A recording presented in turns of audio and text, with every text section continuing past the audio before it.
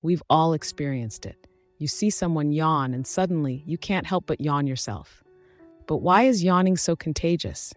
Scientifically, it's believed to be linked to empathy and social bonding. When we see someone yawn, our brains mirror the action because we're empathetic creatures.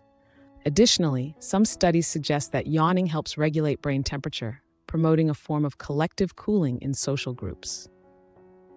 But here's the kicker: not everyone is susceptible.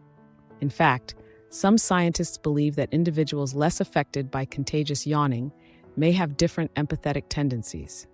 So next time you yawn after seeing someone else do it, know it's your brain's unique way of connecting.